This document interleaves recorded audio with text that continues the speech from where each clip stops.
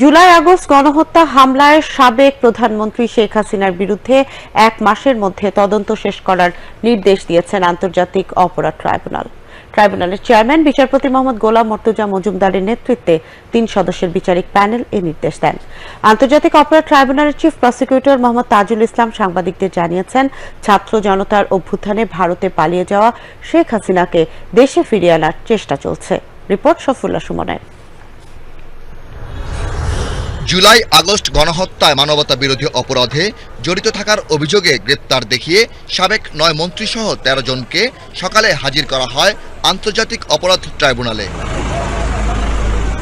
কড়া নিরাপত্তার মধ্য দিয়ে ট্রাইব্যুনালে আনা হয় ফ্যাসিস্ট হাসিনা সরকারের সাবেক আইনমন্ত্রী আনিসুল হক, বেসামরিক বিমান পরিবহন ও পর্যটন মন্ত্রী লেফটেন্যান্ট কর্নেল অবসরপ্রাপ্ত ফারুক খান, সাবেক মন্ত্রী রশেদ খান মেনন, হাসানুল হক ইনু, দীপুমণি, গোলাম দস্তগীর গাজী, সাবেক প্রতিমন্ত্রী জুনায়েদ আহমেদ পলক, কামাল আহমেদ মজুমদার, সাবেক উপদেষ্টা সালমান এফ রহমান, তৌফিকি এলাহি চৌধুরী, সাবেক বিচারপতি শামসুদ্দিন চৌধুরী মানিক ও সাবেক স্বরাষ্ট্র সচিব মোহাম্মদ জাহাঙ্গীর আলমকে।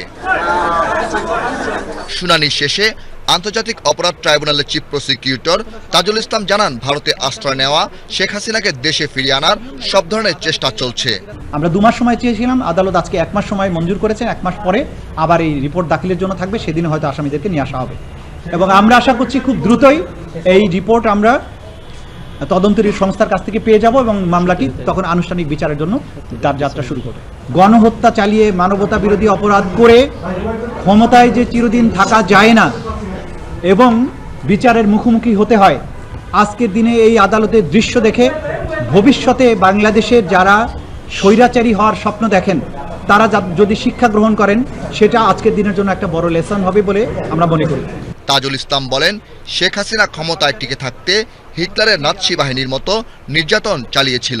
সেই নিষ্ঠুর ক্যাম্পগুলোতে যে পদ্ধতিতে নির্যাতন করা হয়েছে সেটা দ্বিতীয় বিশ্বযুদ্ধকালীন সময়ে হিটলারের নাৎসি বাহিনীর যে কনসেন্ট্রেশন ক্যাম্পগুলো ছিল সেই ধরনের নিষ্ঠুরতার সাথে তুলনীয়, একই প্যাটার্নের।